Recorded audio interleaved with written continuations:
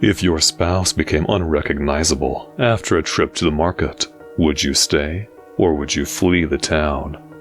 I am the keeper, he who reveals the tales that seep through the veil. Tonight, we will delve together into the horrors of ghostly abduction, chanting neighbors, and forest monsters you would rather not meet. My whole town's gone into a state of mass hypnosis. It started with the tomato seeds.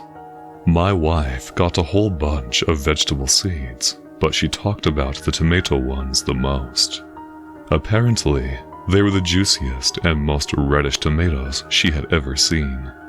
The guy said he got them from a Native American tribe down south. My wife planted all the vegetables the day after. Surprisingly, some of them grew small roots from the ground, but one rose to dominate above them all. The tomato plant had sprouted, and small tomatoes were growing on it. My wife was excited about her gardening achievement. That very night, she picked off the still small tomatoes and put them on toast with some cheese and ham. She kept saying how unbelievably delicious they were. Her eyes were rolling back into her head midway through her toast. After the first one, she walked back to the tomato plant and picked up the remaining ones, even the ones that definitely did not look ripe. She knows how bad my acid reflux gets whenever I eat one, but she kept persuading me to at least have a bite. I managed to resist. The morning after, I woke up early for work. While eating my quick bowl of overnight oats, I looked out into the garden. Much to my surprise, the tomato plant had tomatoes growing on it again. This time they were bigger than yesterday, and there were so many of them. It looked like the plant would crumble under the weight. I walked out to the garden to look closer at them.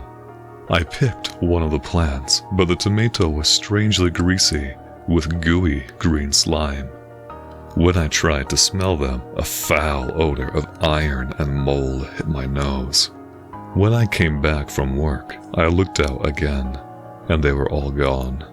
I heard some rumbling in the shed outside. I thought a raccoon had some trash and was having a feast in our garden shed. I walked over, and there was my wife, looking for her gardening tools with seeds in her hand. "What are you doing, honey?" Oh, I love how tomatoes taste. See how fast they grow? I want to plant a couple more of them. "Are you sure there's going to be space for them? We can barely fit the plants we got there now." It's okay if there isn't. I'll take out the other vegetables and plant them. "Oh, but why? I was excited about them, and you know I can't eat tomatoes." I know you can't, but they're just so good. I know it upsets your stomach, but you should try them. "I think a night of stomach acid is not worth it." She nodded back, but it looked like what I said went over her head. She started digging through the tools again. I had a good engineering job at a nearby agricultural company, so my wife was able to stay home and take care of the household. She would usually wake up late, around 8 a.m., much later than my usual 6:30 alarm. I got dressed up for work and went down into the kitchen. To my surprise, she was already picking the tomatoes in the garden. All the tomato plants sprouted overnight and were overgrown with tomatoes. They are magical! My wife yelled out from the garden. I just nodded my head and started pouring up some coffee. When I looked back, she was talking to the neighbor and giving him some of the tomatoes for her basket. The basket was already overflowing, but the tomato plants weren't even halfway picked. I yelled out to her that I'd be on my way to work, and she looked up, waved at me, and got back to her picking. Her behavior seemed strange. She would usually at least give me a hug, or even plead with me not to leave the house and stay around for a while. Plus, how did all the plants spring up again? The first one grew really fast, but it still seemed believable. How could a plant grow in only 10 hours and have fruit on it? Most of my concerns went away as I got to work and had to focus on other important things. That day, I had to stay at work longer. Some issues with our conveyor belt came up. I tried calling my wife to let her know I'd be coming in late that evening, but she didn't answer. I arrived home at around 8 p.m., hungry as ever, excited about my wife's cooking. When I stayed late at work, she would always prepare a meal I enjoyed to cheer me up. Walking into the kitchen, I saw my wife sitting at our dinner table, eating tomatoes out of a huge basket. The kitchen looked clean and polished with no food in sight. "Hi, honey, how are you doing?" I said and sat at the table. Good. She replied, barely looking at me and continuing to munch at her tomatoes. "I tried calling you to say that I'd be coming late from work, but you didn't answer." Oh, must have missed it. She replied coldly. "Did you cook anything?" No, I didn't have time. She replied coldly. "What on earth could you be so busy about? You don't work." I said quietly to myself, not wanting to start an argument. Have some tomatoes if you're hungry, honey. She said, this time looking up at me with a joyful face. "You know I can't have any. My acid reflux would go crazy." But these are so good. I'm sure the tomatoes wouldn't hurt you. They wouldn't do such a thing to you. She now had a big grin on her face, with her pupils dilated and eyes opened unnaturally wide. Never mind. When the first basket was finished, she walked out to the backyard to get some more. To my surprise, the garden already looked way different from the time I left this morning. Not only were all the vegetables gone, but the flowers my wife planted when we first moved in were all plucked out. When she came back, I tried talking to her again, asking why she would replace the flowers she loved. But she kept repeating how tomatoes are so good, that I need to try them to understand. All the stress from work had finally piled up and made my eyes feel like two heavy bags. I decided there was no talking to her anymore and retreated upstairs. Looking in my bedroom window, I could see my neighbors, who my wife had given tomatoes that morning, digging around in their garden. Like magic, the morning after, all the plants my wife planted yesterday were overgrown with tomatoes again. The backyard now looked like a red ball pit. She was already bringing the first basket in when I was making my morning coffee. She sat at the table and started eating them. "A nutritious and well-balanced breakfast," I said, trying to make a joke, but she flashed an angry look. I took my cup of coffee and walked out into the garden to see what was going on there. "Hey Adam, how are you doing?" I asked my next-door neighbor, who I could see standing next to a fence, eating one of the juicy red tomatoes. "Oh, I'm doing great, Steve. The tomatoes your wife gave us are unbelievable. We planted them yesterday, and they have grown overnight. Have you tried them yet? Your wife told me you haven't because of your stomach problems." "Yeah, I could see you guys digging in the garden yesterday." "No, I haven't tried them. I got a bad case of acid reflux, and tomatoes can ruin my day." "I knew we had to plant when I tried the first one. You need to try them." He now had the same manic look my wife flashed me yesterday. That day's work was slow, which gave me time to think about what was happening at home. I didn't want to creep myself out too much, but my wife's behavior was odd, to say the least. On my drive home from work, I saw people from my town digging in their gardens. It was the season when people would usually start planting, but why did everyone decide to start today? Arriving home, I saw my wife and next-door neighbors sitting at our dinner table. We did have good relations with them, but this was the first time they ever came over. Everyone was sitting around the table, eating the tomatoes and talking about how delicious they were. No one said hi when I entered, not even my wife. almost like the tomatoes put them in a state of hypnosis. I said hi to them, but barely anyone seemed to care. Only once I sat down, my neighbors looked at me.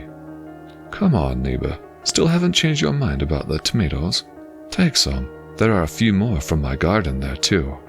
"I really can't," I replied. "They wouldn't hurt you, son. Just have a bite." He tried to push the tomato uncomfortably close to my face. I almost had to slap his hand away. The tomato smelled foul. I could see the green, gooey slime on the tomato's skin. My neighbor's fingers were covered with it too. After seeing that there was no chance of getting me to eat one, he resorted to munching on it himself and talking to the others at the table. I looked out into the garden, and at first I couldn't believe my eyes. The dirt all over our garden was tilled. I looked over the fence, and my neighbor's garden looked the same. I tried to walk onto it to take a closer look, but my wife ran from the table and started dragging me by the arm. "Stop it! You're going to hurt them!" She yelled out. "All right, calm down." I yelled out too.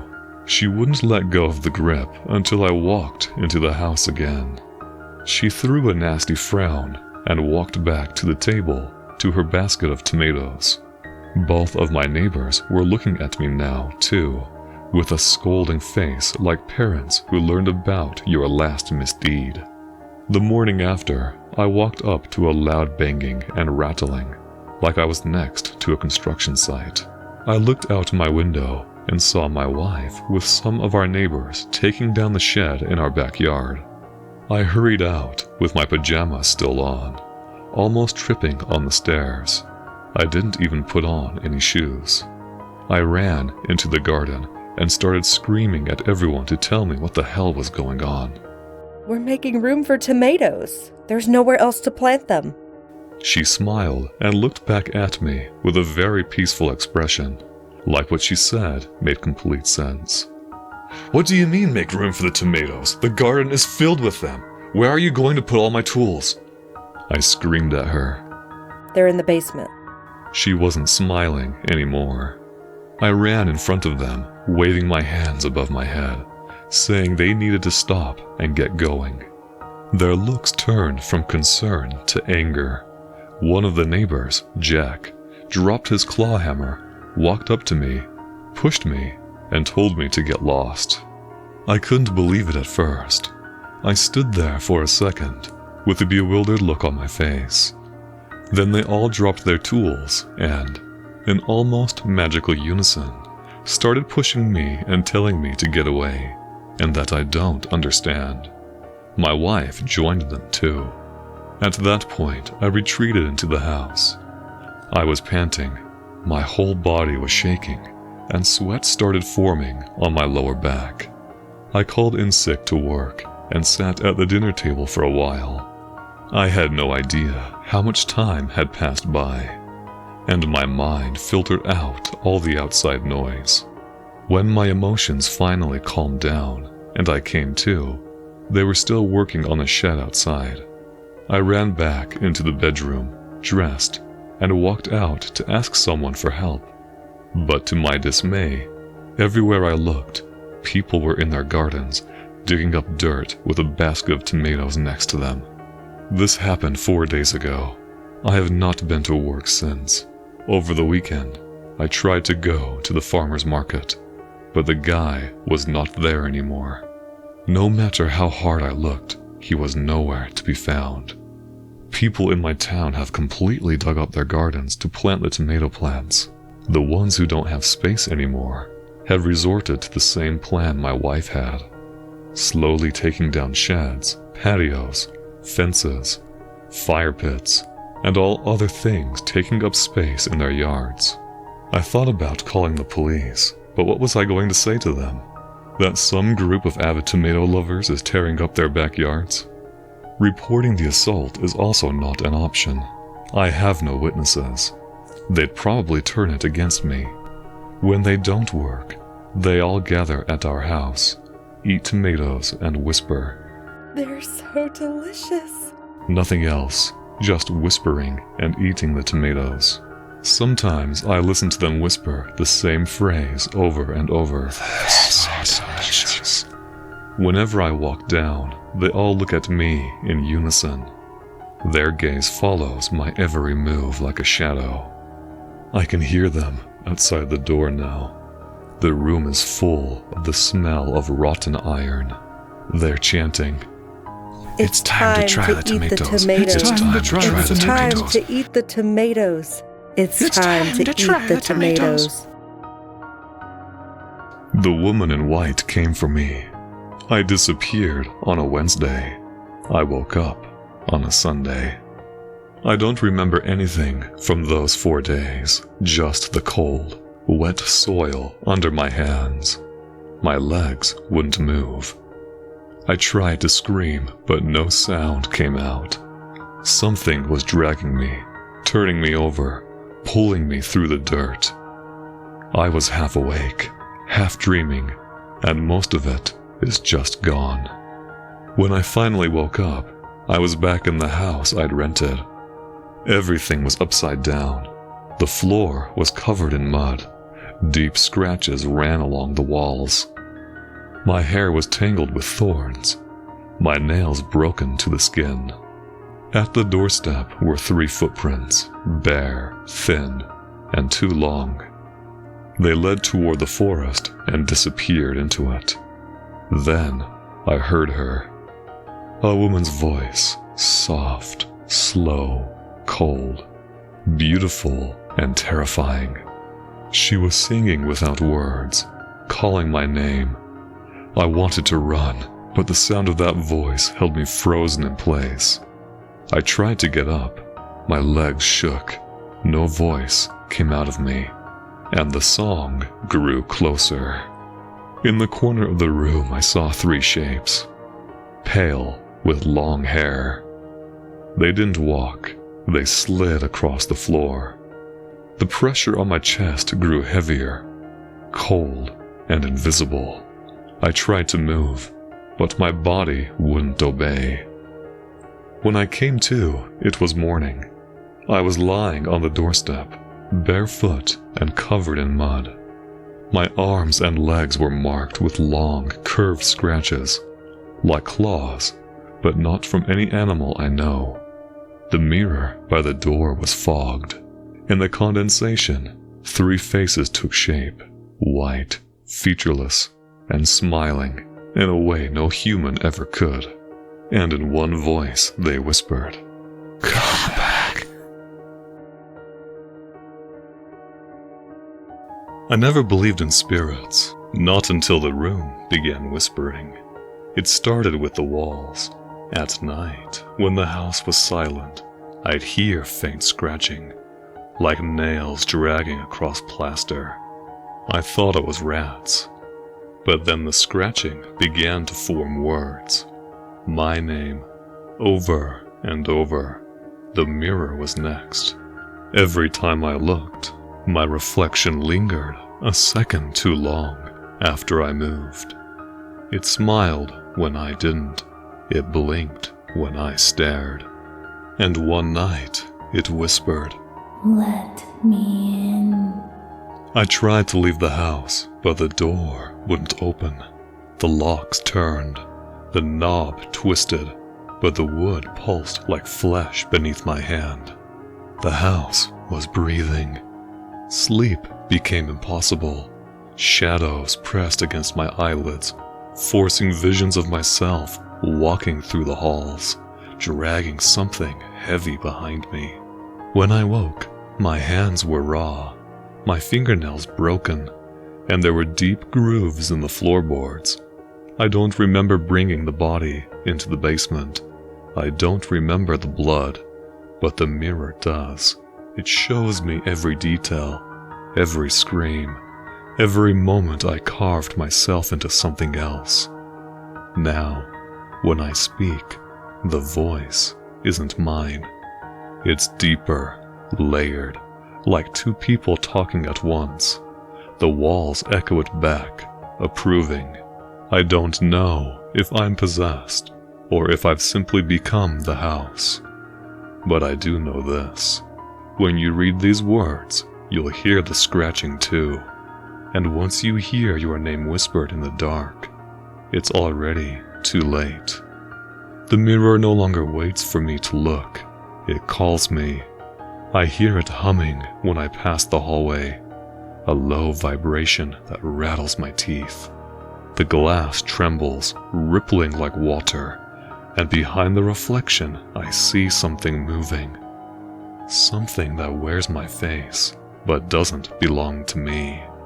Last night, I covered it with a sheet. I thought that would silence it, but the sheet began to bulge, stretching outward as if the mirror was breathing beneath it. When I tore the cloth away, my reflection was gone. In its place was a hollow version of me, skin pale, eyes black, mouth stretched wide in a grin that never ended. It whispered, Feed me. I don't remember what happened after that, only that when I woke, my hands were sticky, and the neighbor's dog was missing. The mirror was satisfied. My reflection returned, but it looked stronger, sharper, hungrier. Now, every time I pass, it demands more. It doesn't want objects. It doesn't want animals. It wants people. And I know it won't stop until I give it what it craves. The basement door was never locked before. Now it is. Every night, I hear the mirror whispering, urging me downward. The sound of chains rattling beneath the floorboards keeps me awake. When I finally found the key, rusted, and hidden inside the wall, I knew it wasn't me who placed it there. The basement smelled of damp earth and iron. The walls were covered in symbols carved deep into the stone, jagged spirals and crooked eyes that seemed to follow me. In the center of the room was a circle of ash, and inside it, something waiting. It wasn't alive, not exactly. A shape, skeletal and hollow, crouched in the circle. Its head tilted when I entered, though it had no eyes. The mirror pulsed upstairs in my mind, whispering, Complete the ritual. I don't remember lighting the candles. I don't remember cutting my hand. But I do remember the blood dripping into the ash, and the thing in the circle drinking it without a mouth. The wall shook, the house groaned, and the hollow figure stood, taller than me, its shadow stretching across the basement until it swallowed me whole. When I woke, the circle was gone. The figure was gone, but the symbols were carved into my skin now, burning and alive. The mirror laughed. The house is alive. I hear it in the walls, wet, rhythmic, like lungs filling and emptying. The wallpaper swells outward, then collapses, as though the plaster beneath is flesh. The floorboards pulse beneath my feet, veins of black mold spreading like arteries. Every breath the house takes, I feel inside me. My chest rises when the walls expand. My heart slows when the ceiling exhales. It is no longer separate from me. We are synchronized. I tried to escape again. I clawed at the front door until my nails tore away, but the wood bent like cartilage, sealing shut. The windows blinked, lids of glass sliding closed. The house doesn't want me to leave. At night, I hear voices in the vents. They sound like mine, but multiplied, distorted, layered. They chant in unison. You are hollow. You are ours. I woke this morning with dust in my lungs, cobwebs in my throat.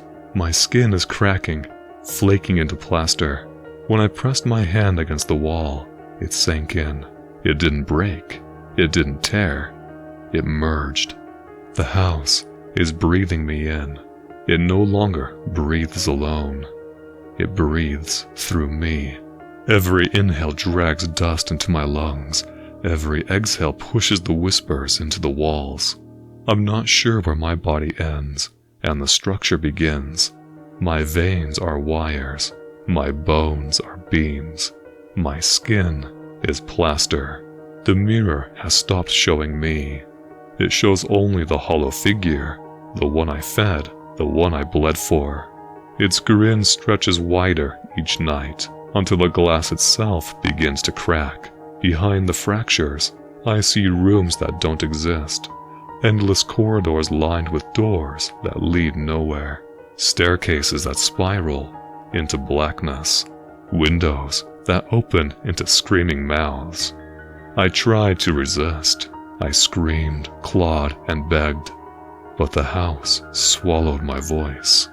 It echoed back as laughter, layered and endless, until I couldn't tell if it was mocking me or celebrating me. The basement is gone, or maybe it has expanded. I walk for hours and never reach the end. The walls drip with words carved in blood, my blood.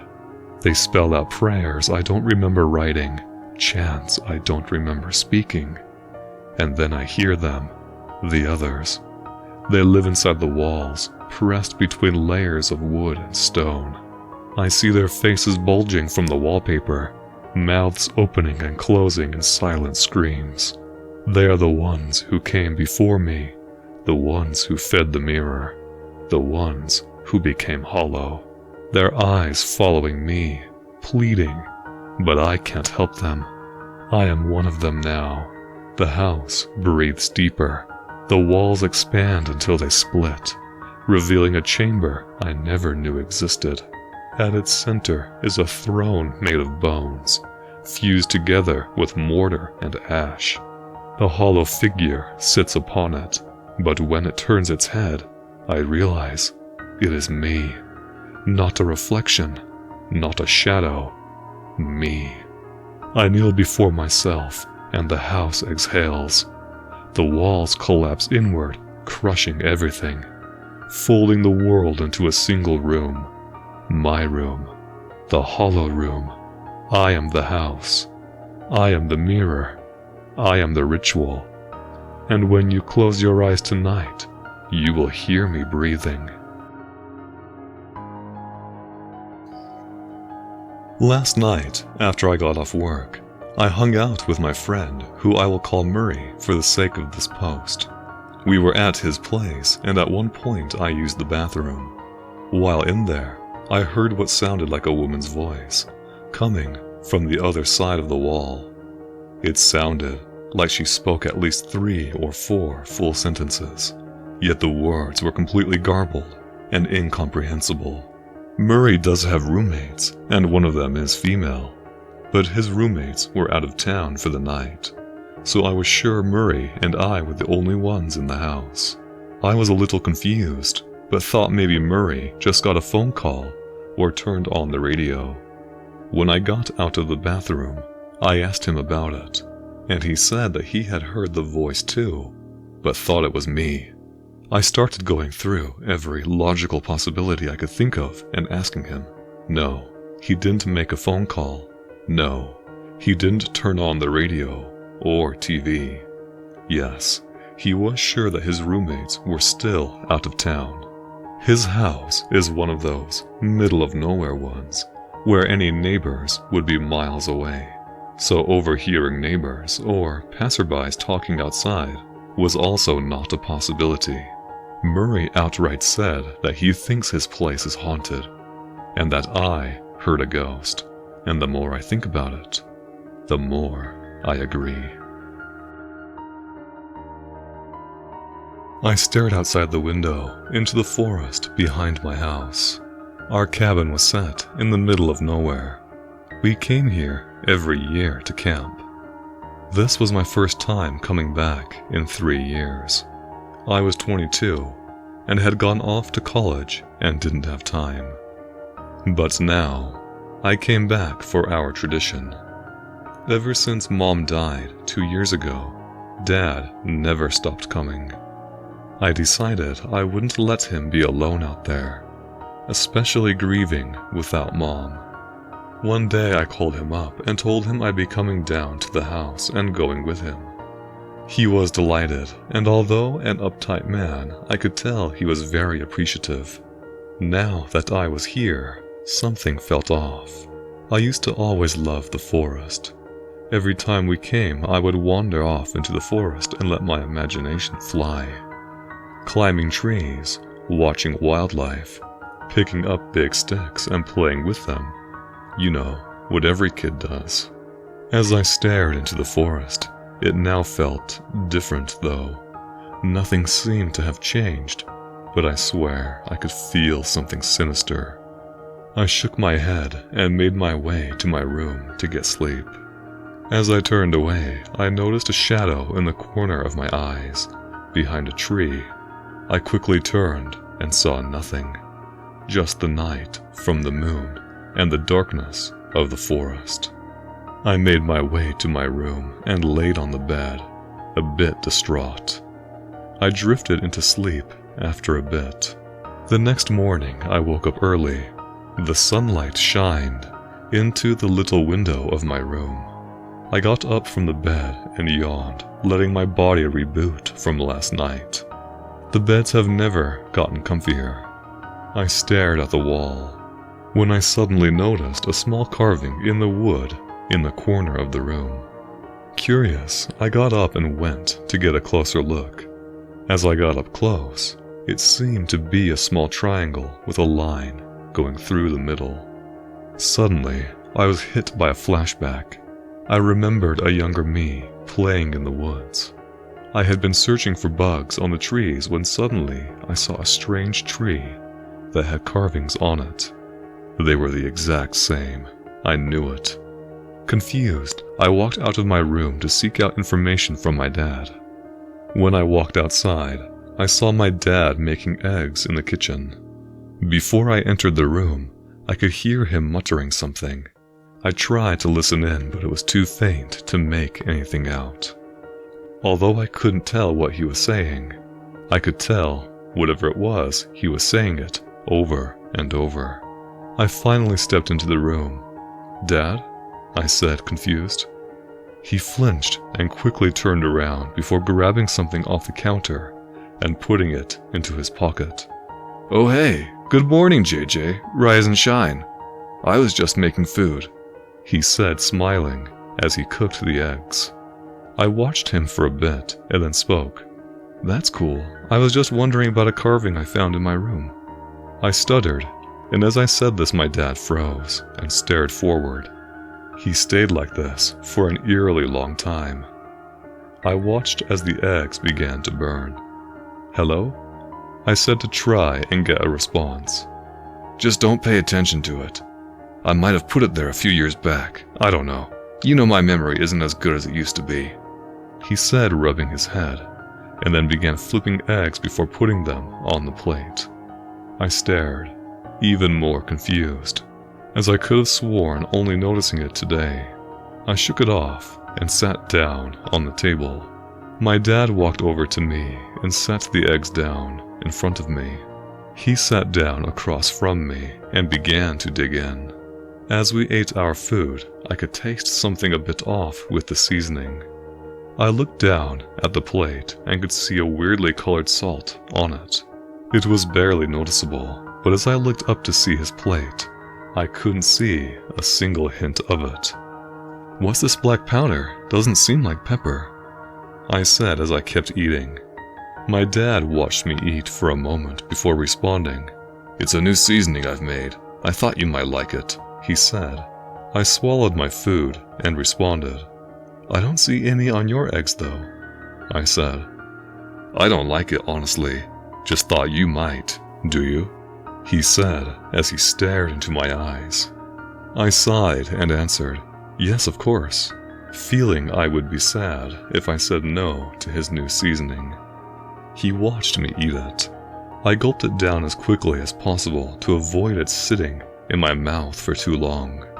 I looked down at my plate, avoiding his gaze. As I walked out, I could hear him muttering to himself again.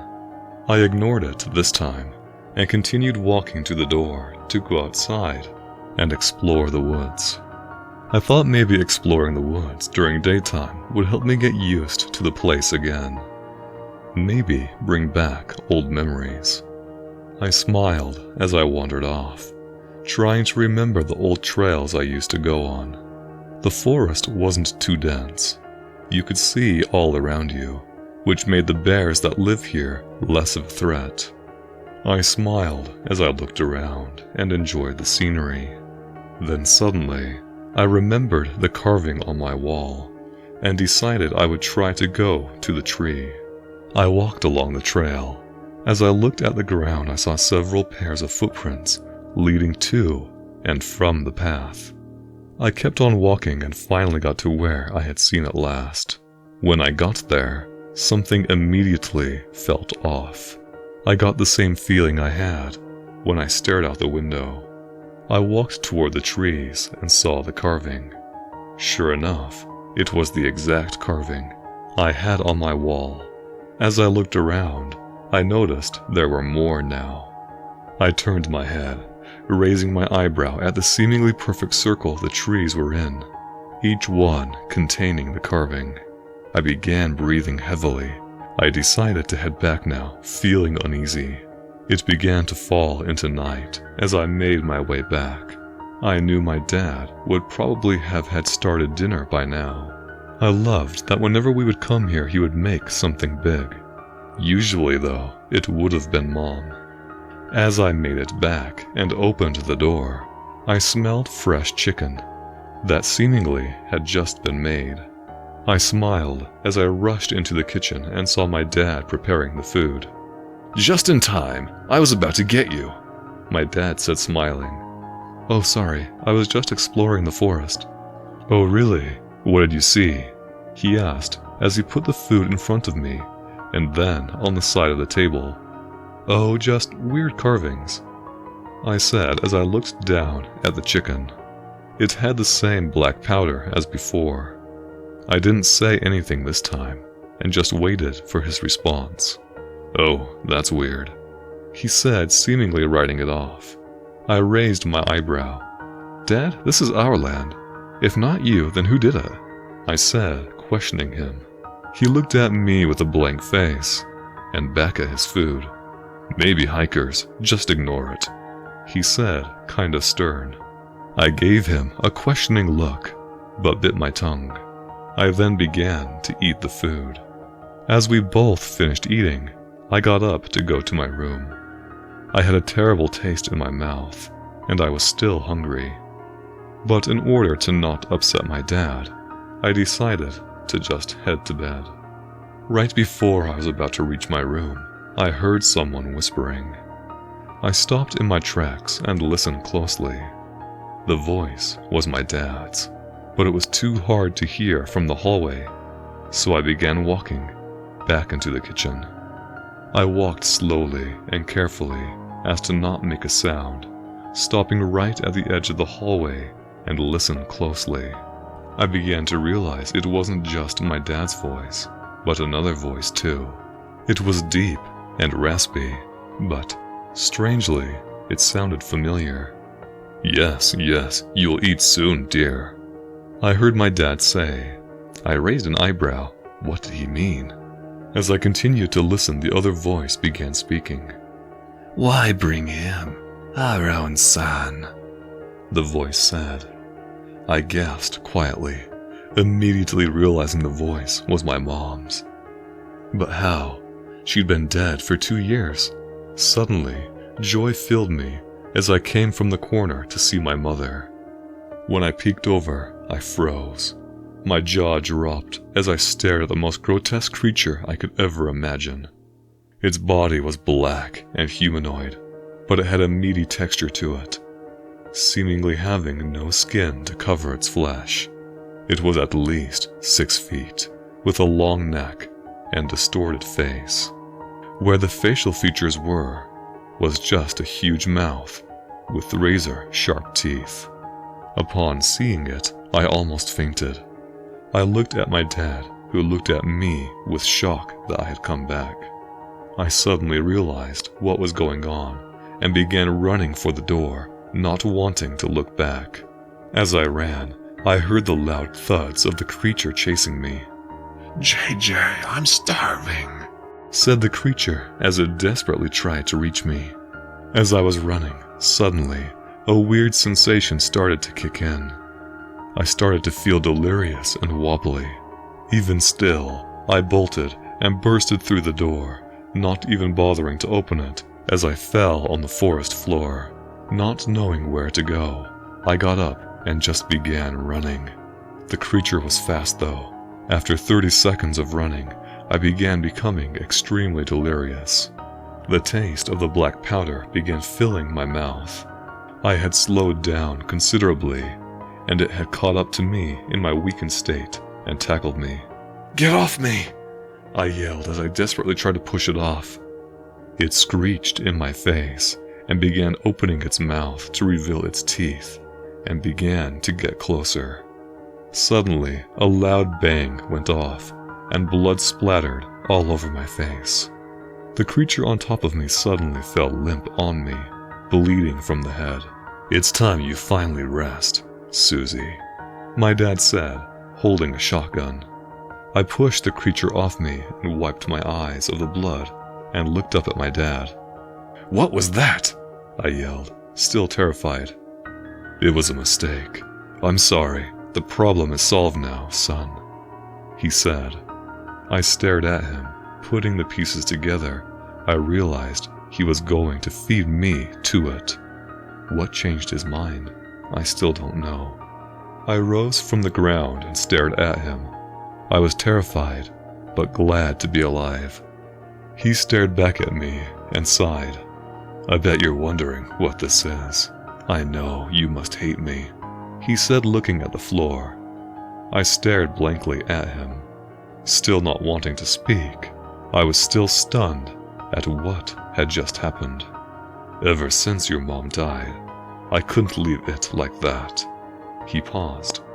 "That thing was all I had left of her," he said as he slowly began weeping. I scratched my head and began walking to my car. I wanted to get as far away as possible. I got into my truck and began driving away from the cabin. I didn't look out the rearview mirror even once.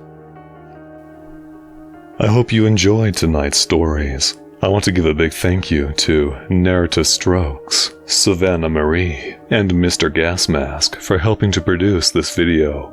You'll find links to their content in the description and the pinned comment. Until the next shadow stirs, good night.